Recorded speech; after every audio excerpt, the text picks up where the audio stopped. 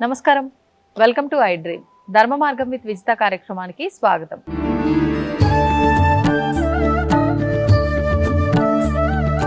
నమస్కారం అండి. జై శ్రీరామ్. నమస్కారం అమ్మా. జై శ్రీరామ్. ముఖ్యంగా ఈ మధ్య కాలంలో చాలా మంది హనుమాన్ చాలీసా పారాయణం గురించి అడుగుతున్నారు. అసలు ఎవరు చేయొచ్చు, ఎవరు చేయకూడదు, ఎలా చేయాలి, నియమాలు ఏంటి, చేయటం వల్ల ఏంటి ఉపయోగం? ఖచ్చితంగా ఏదైనా చేస్తున్నామంటే ఏదో ఒక ఉపయోగం ఉంటేనే చెయ్యాలనే ఆలోచన అందరిలో ఉంటుంది. ఒక్కసారి వాటి గురించి వివరణ ఇవ్వండి. హనుమాన్ చాలీసా అంటేనే అద్భుతం అండి. హనుమాన్ జ్ఞానాన్ని ప్రసాదించేటువంటి స్వామి, భవిష్యత్ బ్రహ్మ. కలియుగంలో హనుమంతుడు చాలా ప్రధానమైనటువంటి దేవత అండి. ప్రతి ఊర్లో, ప్రతి గ్రామంలో హనుమంతుడు లేని గ్రామం లేదు, హనుమంతుడు లేనటువంటి ధ్వజం లేనటువంటి ఇల్లు కూడా లేదు. అవును, ప్రతి ఇంటికి కూడా హనుమాన్ ధ్వజం పెట్టుకుంటే ఈ గుమ్మడికాయలు కట్టన అవసరం లేదండి. గుమ్మడికాయలు, కొబ్బరికాయలు, యంత్రాలు, రక్షాలు ఏం పెట్టనవసరం లేదు.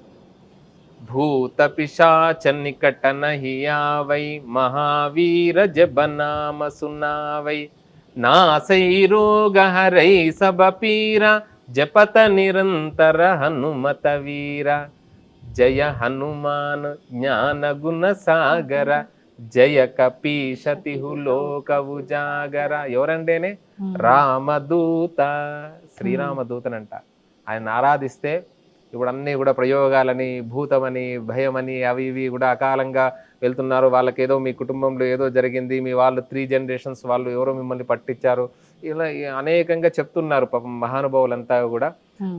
ఇలాంటివన్నీ కూడా హనుమంతుని ఆరాధిస్తే, హనుమాన్ సింధూరం పెట్టుకుంటే, హనుమాన్ చాలీసా పఠిస్తే అద్భుతం. సాక్షాత్తు ఈ హనుమాన్ చాలీసా రచించింది తులసీదాస్, గోస్వామి తులసీదాస్. ఎక్కడ అంటే కాశీలో. ప్రపంచానికి ఆత్మ భారతదేశం అయితే అన్నిటికీ కూడా ఆధారం. భారతదేశానికి ఆత్మస్థానం ఏంటిదండి? కాశీ. ఏదో ఈ మధ్యకాలంలో ఒక సినిమాలో కూడా చూపించినట్టు మొత్తం ప్రపంచం అంతా కూడా ప్రళయం వచ్చినా కూడా కాశీ మాత్రం అలానే ఉందంట. అవును, అది వాస్తవమా? సత్యం అండి. ఇప్పటికీ కాశీలో చూడండి, గంగా ఒడ్డున ఇట్లనే ఒక వంగి ఉన్నటువంటి దేవాలయాన్ని చూస్తాం మనం. అడుగున శివుడే కాశీలో.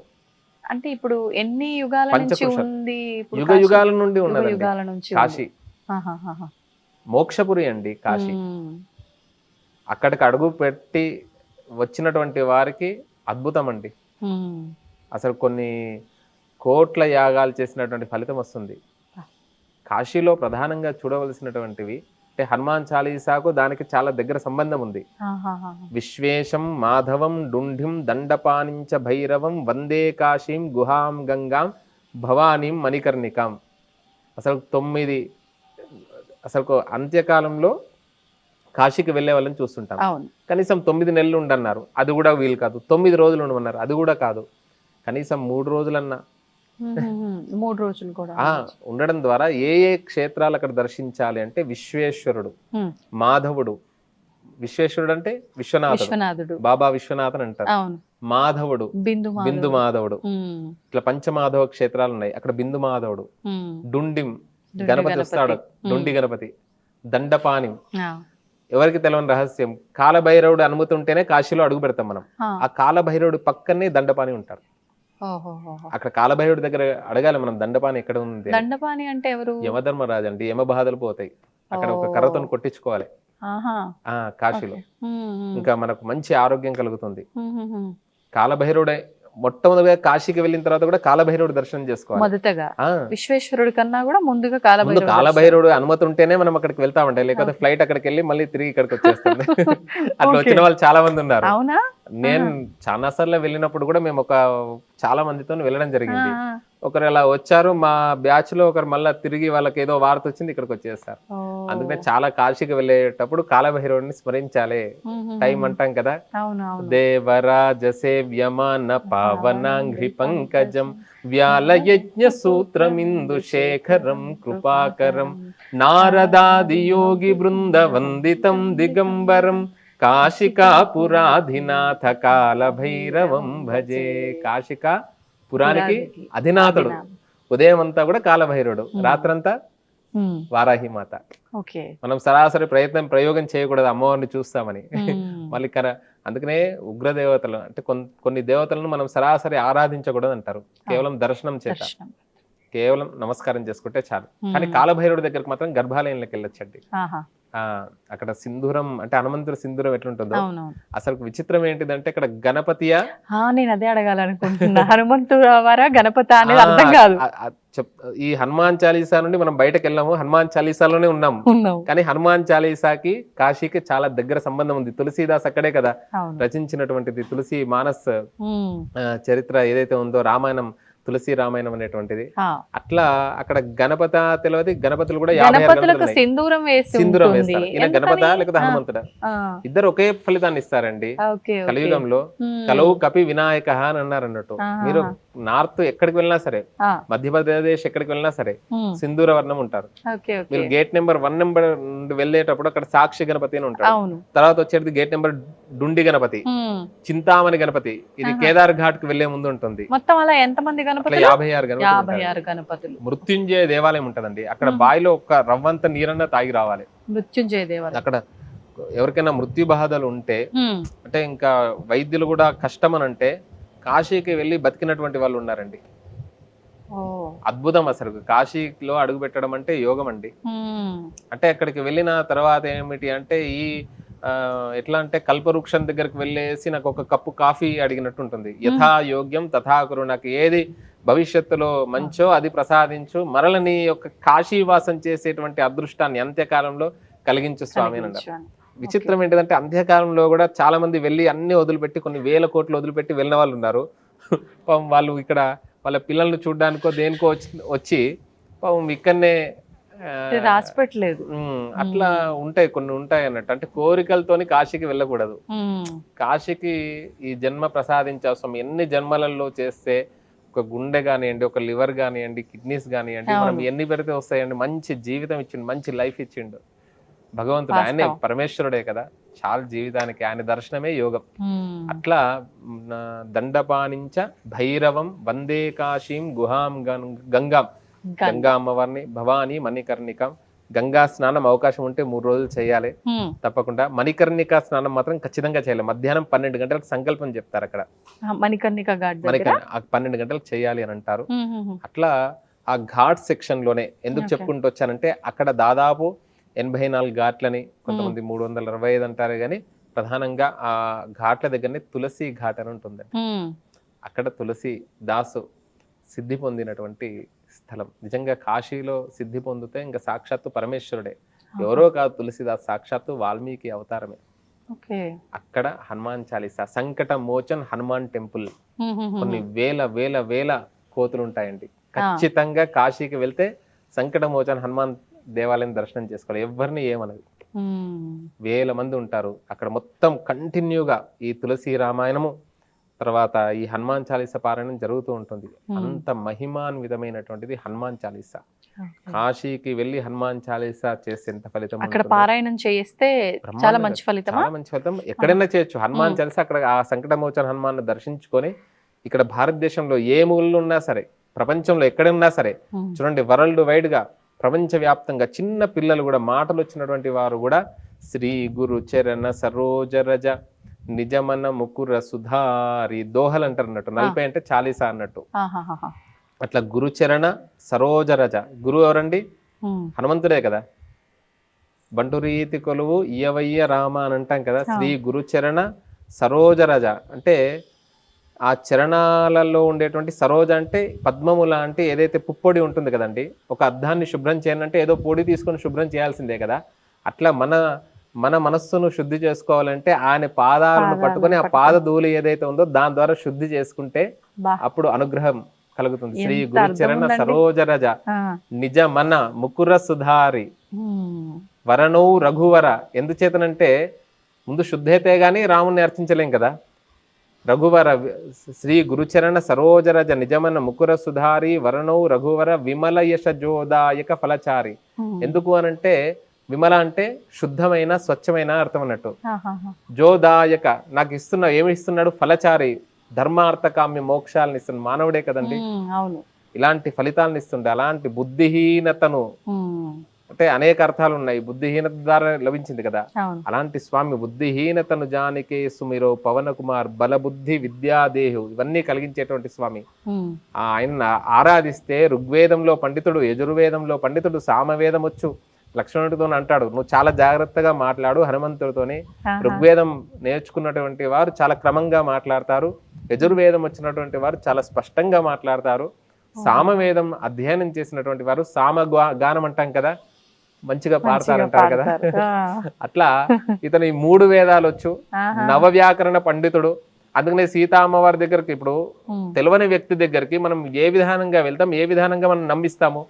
అట్లాంటి అప్పటి వరకు అమ్మవారు ఇతన్ని చూడలేదు, అయినా కూడా ఇతన్ని విశ్వసించింది అంటే మైథిలి భాషలో మాట్లాడినట్ట.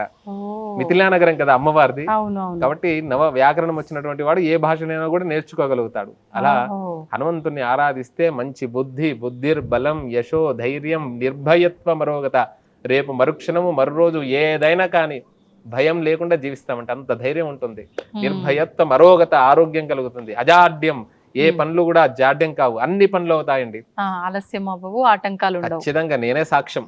ఆ హనుమంతుని ఆరాధించిన వాళ్ళు ధైర్యంగా ప్రళయం రానియండి, ఎటువంటి సమస్య రానియండి, తట్టుకునే అంటే సమస్య పోదండి, సమస్యను ఎదుర్కొనేటువంటి శక్తిని హనుమంతుడు ప్రసాదిస్తాడు ఆయన ఆరాధించడం ద్వారా. ఎప్పుడు ప్రశాంతంగా ఉంటారంటారు మీలాగా. అంతే కదా. యహ శతవార పాఠకర కోయి చూట హిబంది మహాసుకోయి. ఎవరు దీనికి సాక్షి? ఎవరు? సాఖి గౌరీష. ఎవరు గౌరీష అంటే పార్వతీదేవే కదా. సాక్ష్యం, సాఖి అంటే సాక్ష్యం అన్నట్టు. అంటే అది అవధి భాషలో రచించారు. అద్భుతమైనటువంటి హనుమాన్ చాలీసా గురించి కూడా మనం అద్భుతంగా చెప్పుకోవచ్చు, ఒక్కొక్క శ్లోకం గురించి. తప్పకుండా మన వాళ్ళందరికీ మనం చక్కటి ఒక్కొక్క శ్లోకానికి ఒక్కొక్క వివరణ, దాని వల్ల కలిగే ఫలితం అన్ని వివరించే ప్రయత్నం చేద్దాం. అందరూ కూడా అసలు హనుమాన్ చాలీసా చేయండి. నిద్ర సమస్య ఉన్న వాళ్ళు, అనారోగ్య సమస్య ఉన్నటువంటి వాళ్ళు, ఆర్థిక సమస్య ఉన్నటువంటి వాళ్ళు, న్యాయ సంబంధం నిజంగానే ఈ రోజు కోర్టులలో ఏదైనా సమస్య ఉన్నది అని అంటే కొన్ని ఏండ్ల పాటు అది నడుస్తూనే ఉంటుంది, కానీ పరిష్కారం అవుతుంది. ఇది నువ్వు కంటిన్యూ వెళ్ళవచ్చా వెళ్ళకూడదా? ఈ హనుమాన్ చాలీసా చేసినటువంటి వారికి జరిగింది. ఏదో 1 రోజు 2 రోజులో కాదు, ఏముంది రోజు 3 నిమిషాలు అంతే. విన్నా సరిపోతుందంటారా? వినడం చాలా ఈజీ అమ్మ. చిన్న 5 ఏళ్ల పిల్లలు, మాటలు వచ్చినటువంటి పిల్లలు, అవధి భాష అంటే అయోధ్య భాష అన్నట్టు చాలా ఈజీగా ఉంటుంది. చాలా చిన్న చిన్న పదాలేనండి.